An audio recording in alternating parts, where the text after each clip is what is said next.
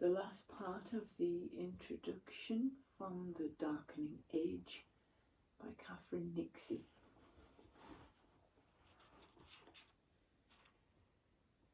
I had originally conceived of this book as a travelogue. It would be interesting, I thought, to follow Damascus as he zigzagged across the Mediterranean, a pagan St. Paul, Syria, Damascus, Baghdad, parts of Egypt, and the southern border of Turkey, all places he had travelled to, were by no means easy to reach, but they were just about achievable. However, in the years between coming up with that idea and writing this book, the reality of doing so became impossible. Since then, as I write, the Syrian civil war has left parts of Syria under the control of a new Islamic caliphate. In 2014, within certain areas of Syria, music was banned and books were burned. The British Foreign Office advised against all travel to the north of the Sinai Peninsula.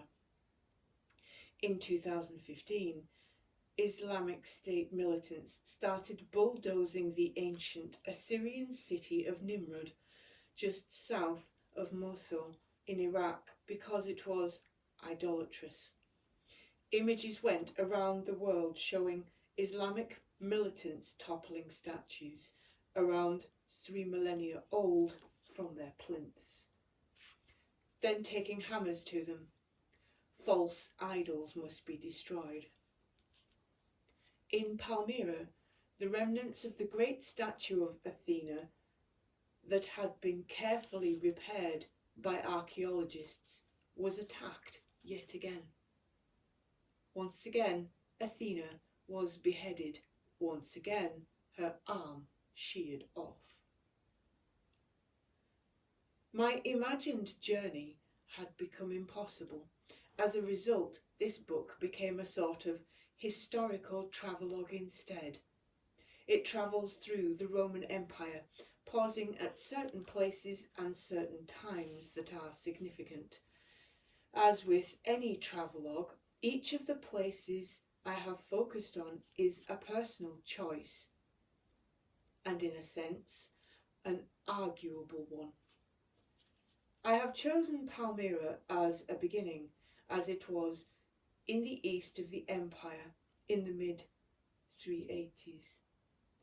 That sporadic violence against the old gods and their temples escalated into something far more serious.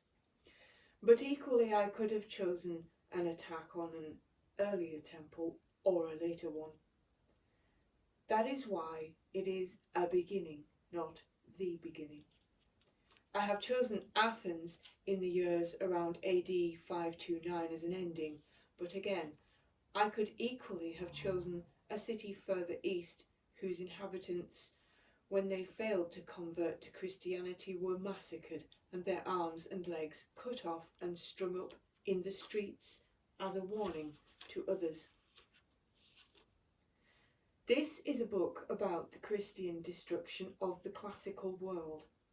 The Christian assault was not the only one. Fire, flood, invasion, and time itself all played their part. But this book focuses on Christianity's assault in particular. This is not to say that the Church didn't also preserve things. It did. But the story of Christianity's good works in this period has been told again and again.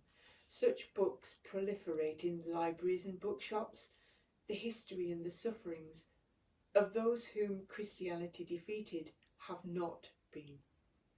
This book concentrates on them.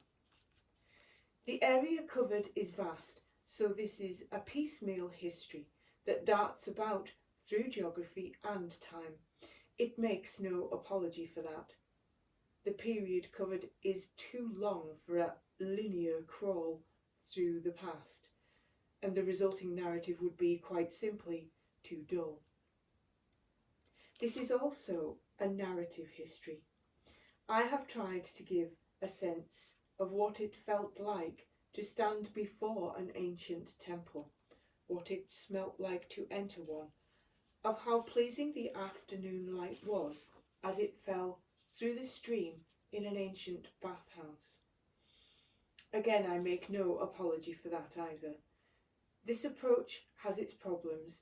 Who can really know what an ancient temple smelt like without visiting one? But not to try to recreate the world is an untruthfulness of another kind. The ancients did not move through a world delineated merely by clean historical periods and battle dates. They lived in a world where the billowing smoke of sacrifices filled the streets on feast days, where people defecated behind statues in the centre of Rome, where the light glistened on the wet, naked bodies of the young nymphs in theatres.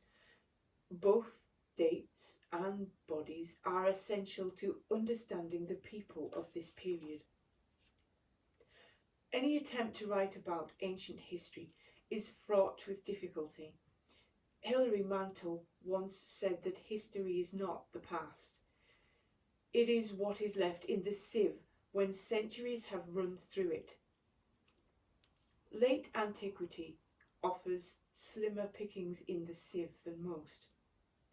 The little that does remain there is often hotly contested, and some of it has been argued over by scholars for centuries. Something as simple sounding as an edict can attract years of disagreement between those who consider it seminal and those who relegate it to the status of a mere letter.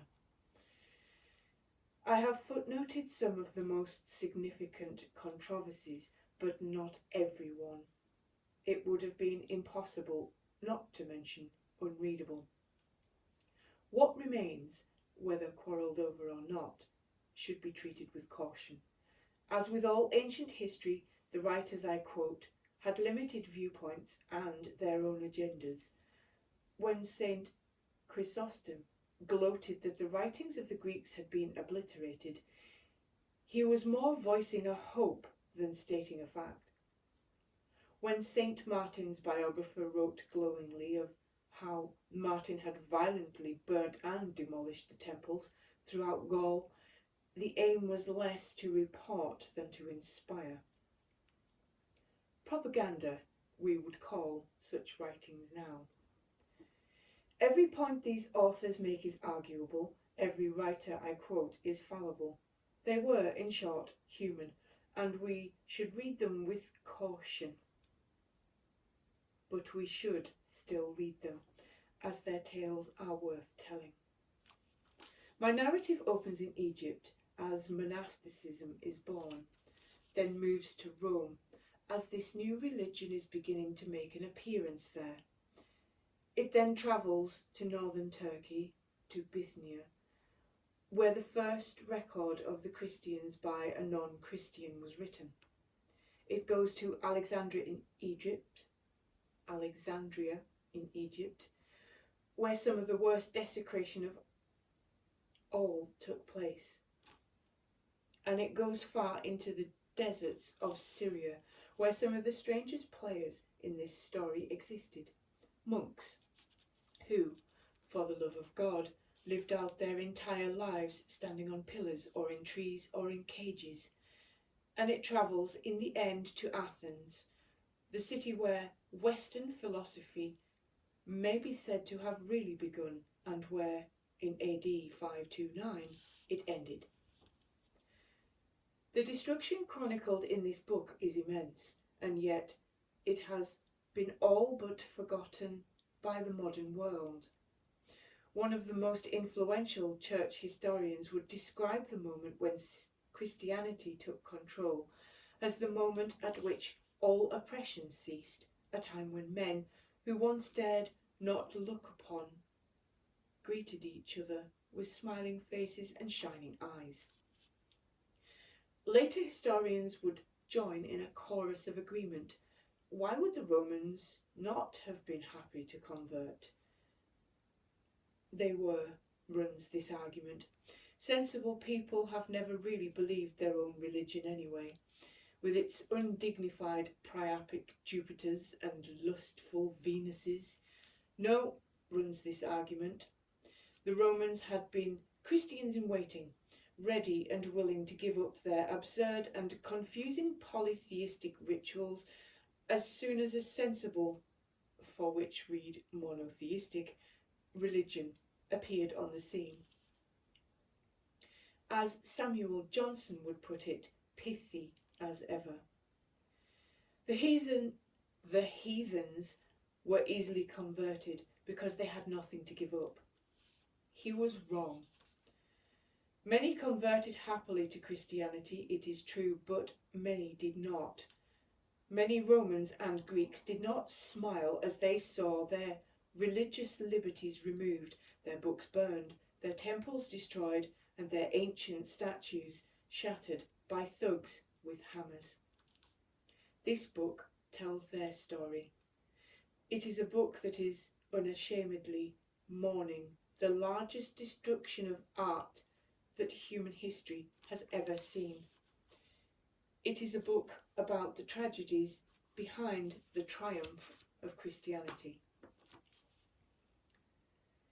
A note on vocabulary. I have tried to avoid using the word pagan throughout, except when conveying the thoughts or deeds of a Christian protagonist. It was a pejorative and insulting word, and was not only that any non-Christian at the time would have willingly used of themselves. It was also a Christian innovation. Before Christianity's ascendancy, few people would have thought to describe themselves by their religion at all. After Christianity, the world became split forevermore along religious boundaries, and words appeared to demarcate these divisions. One of the most common was pagan. Initially, this word had been used to refer to a civilian rather than a soldier. After Christianity, the soldiers in question were not Roman legionaries, but those who had enlisted in Christ's army. Later, Christian writers concocted false, unflattering etymologies for it.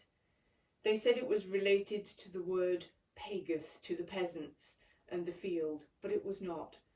But such slurs stuck, and paganism acquired an unappealing whiff of the rustic and the backward, a taint it still carries to this day.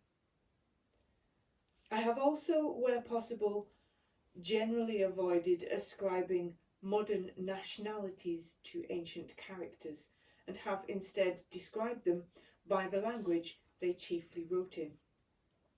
Thus, the orator Libanius, though he was born and lived in Syria, I describe not as Syrian but as Greek. This was a cosmopolitan world where anyone, anywhere, from Alexandria to Athens, might consider themselves to be a Hellene, a Greek, and I have tried to reflect that. I have, at times, for sheer ease of reading, used the word religion to refer to the broad spectrum of cults worshipped by the Greco-Roman society prior to the introduction of Christianization. This word has its problems, not least the fact that it implies a more centralized and coherent structure than what in practice existed. It is, however, more elegant than many of the cumbersome alternatives. One final note: many good people are impelled by their Christian faith to do many good things. I know, because I am an almost daily beneficiary of such goodness myself. This book is not intended as an attack on these people, and I hope they will not see it as such, but it is undeniable that there have been, and there still are, those who use monotheism and its weapons to terrible ends. Christianity is a greater and stronger religion when it admits this and challenges it.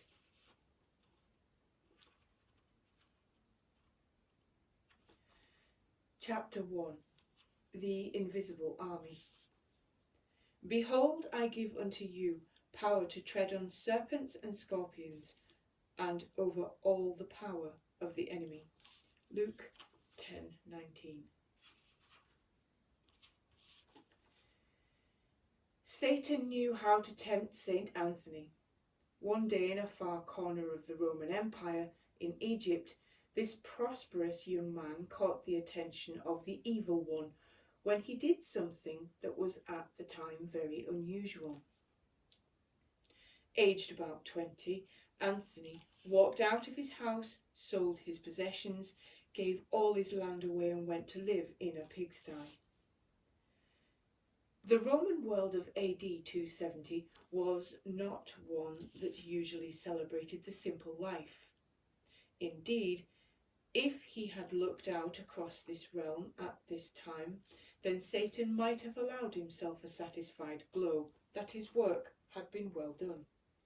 The sins of lust, gluttony, and avarice stalked the land. Where once the aristocrats of Rome had prided themselves on wearing simple home-woven tunics, now the wealthy strode about, sweating under scarlet fabrics that gleamed with embroidered gold. Women were even worse, so diaphanous that every curve of their bodies could be seen even when fully dressed. Where once upon a time Roman noblemen had boasted of enjoying fortifyingly cold swims in the swirling Tiber, this generation preferred to go to the baroquely decorated bathhouses, taking with them countless rattling silver bottles of ointment. The behaviour inside those steamy rooms was said to be wanton. Women stripped naked and allowed slaves, their fingers gleaming with oil to rub every inch of their bodies. Men and women bathed together in one, each one divesting themselves of their modesty, as one observer put it, along with their tunic. That writer, in his embarrassment, only managed to chunter in abstract nouns about the lust and licentious indulgence that might brew in those humid rooms. The frescoes in Pompeian bathhouses were rather more precise. In one changing room above a shelf where bathers left their clothes was a small painting of a man performing oral sex on a woman. Indeed, above each of the shelves in that room was a different image.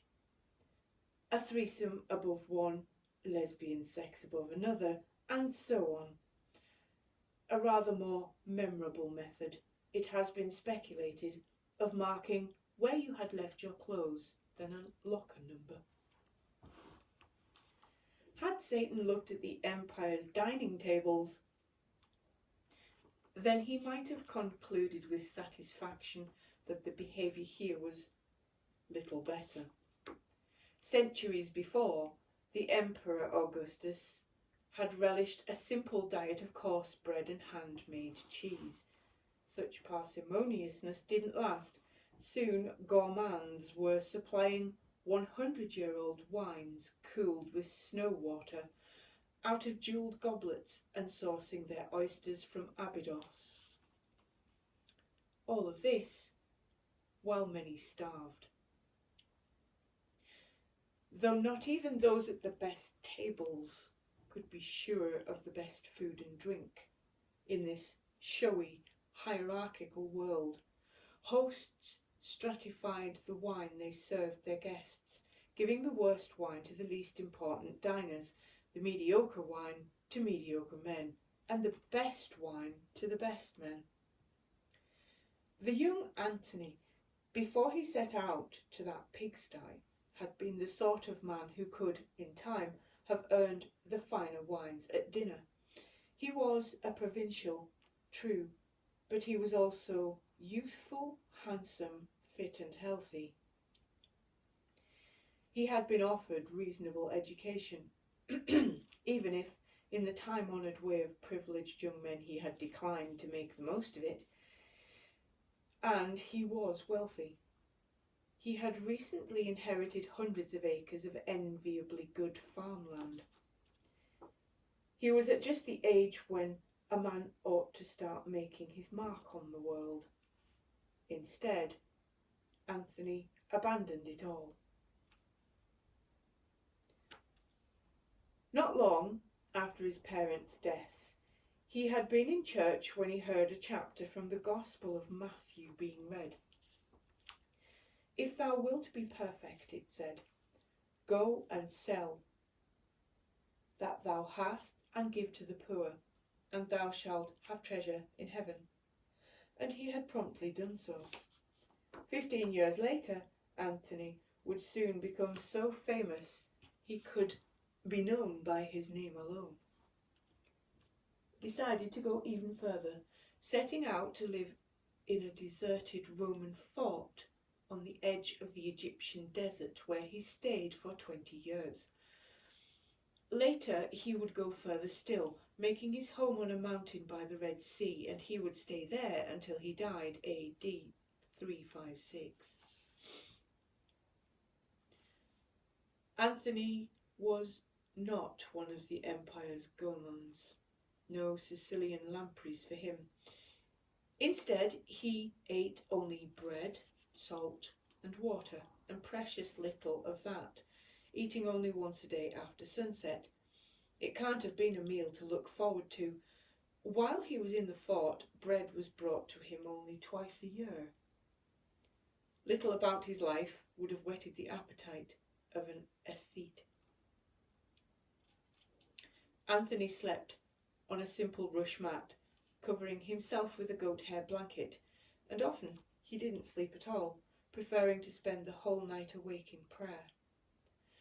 While other young men daubed themselves with expensive perfumes and ointments and plucked their hair so assiduously it was impossible to tell the jawlines of young men from those of women, Anthony scorned his body.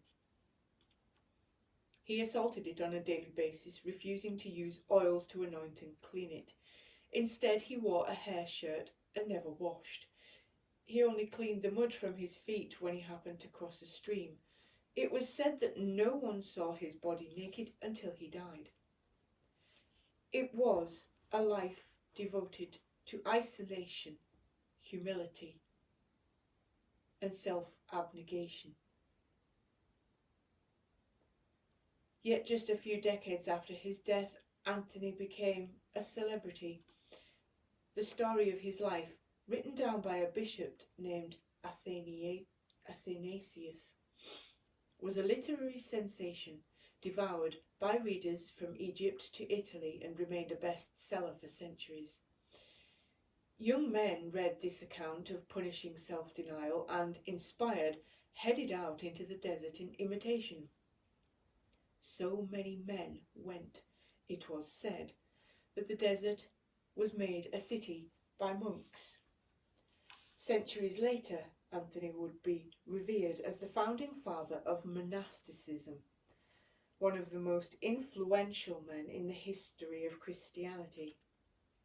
A few years after his death, people had already started to recognise his importance. When St. Augustine heard the story of Anthony's austere life, he was apparently so moved by its power that he rushed out of the house into the garden, tore his hair, and beat his head with his hands. Such simple men, he said, were rising up and taking heaven by force. Not everyone was so delighted. According to Anthony's biographer, Athanasius, Satan looked on the hair shirt wearing sleepless saint and was revolted. This was intolerable virtue in one so young, and so the Prince of Darkness had to act. He was in no doubt what form his attack should take. Anthony was a man who scorned the pleasures of the flesh, and so it was with the pleasures of the flesh that he would be tempted. Unclean thoughts were, Athanasius explains, Satan's standard weapon for tempting youths, so he began sending seductive dreams to disturb the young innocent by night. Alas, the holy Anthony was a match for this, and he pushed them away with the power of constant prayer. The devil was forced to move to a second-tier temptation. One night the thwarted Satan turned himself into the form of a beautiful young woman, omitting, adds Athanasius, a master of the intriguing aside, no detail that might provoke lascivious thoughts. Anthony struggled but stood firm by calling to mind the fiery punishment of hell and the torment inflicted by worms. Satan gnashed his teeth with fury, but he wasn't done yet. He decided to send his trump card, an apparition in the form of a young black boy who prostrated himself at Anthony's feet. And he lay there.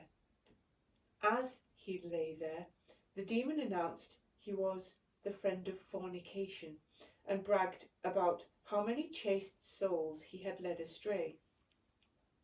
Anthony responded by singing a psalm, an act that was even then so anaphrodisiac that the boy instantly vanished. Anthony might have won these early battles, but his war with evil was far from over. Over the following decades, as he moved about the emptiness of the desert, he faced repeated demonic onslaught. He was beaten so severely by demons that he was unable to speak. He saw the rules of nature flouted, thin air turned into silver that then disappeared like smoke, walls turned into air, and scorpions, lions and vipers streamed through and mauled him. He even saw Satan himself. He appeared to Anthony just as he had appeared to Job. His eyes were like the morning star, his mouth poured forth incense, his hair was sprinkled with flames, his nostrils fumed with smoke, and his breath was like a glowing coal. Anthony, his biographer recorded, found it terrifying. Today, the story of how Christianity came to conquer Rome is told in reassuringly secular terms. It is a tale of weakened emperors and invading barbarian armies, of punitive taxation, gruesome plagues, and a tired and weary populace. Where religion is mentioned in these narratives, it is often given a psychological role. This, runs the argument, was an age of anxiety, disease, war, famine, and death, not to mention the equally unavoidable horror of the tax collector, prowled the empire. During one 50-year period in the 3rd century, no fewer than 26 emperors and perhaps as many, if not more, usurpers claimed power. The barbarians, though not yet quite at the gate, were certainly massing nearby, launching raids on Britain, Gaul, Spain, Morocco, and even Italy itself. Just when things seemed as though they couldn't get any worse, a terrible plague descended, in which victims' intestines were shaken with a continual vomiting. Their eyes were on fire with the injected blood. The feet and parts of the limbs were taken off by the contagion of diseased putrefaction, not to mention other, even less savoury afflictions. who, argue traditional narratives of Christianity, would not search for reassurance at such a time. Who would not be drawn to a religion that reassured its followers that, if not in this life, then perhaps in the next, things would be a little more pleasant? Who would not long to be told that someone, somewhere, had a plan, and that this was all part of it? As one 20th century historian put it, in an age of anxiety, any totalist creed exerts a powerful attraction.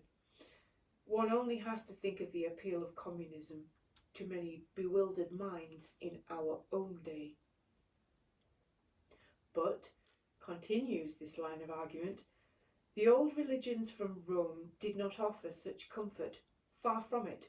The Greco-Roman underworld was a place where Tantalus was tortured by thirst, where Sisyphus spent his days rolling a stone uphill only to have it roll back down again.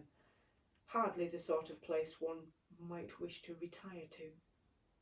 Nor did the Greco-Roman religious system offer much guidance to the living. These cults did not provide a moral handbook for everyday life. They issued no commandments or catechisms or creeds to guide the souls of the uncertain between birth and death.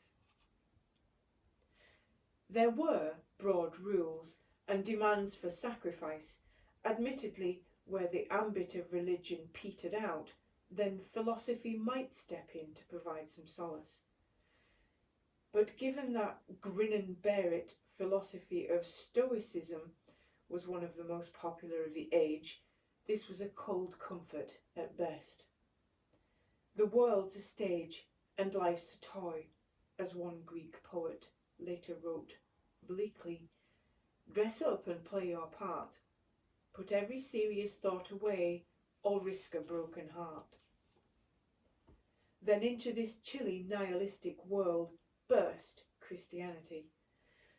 Not only did this new religion offer comfort, companionship, and purpose in this life, it also offered the promise of eternal bliss in the next.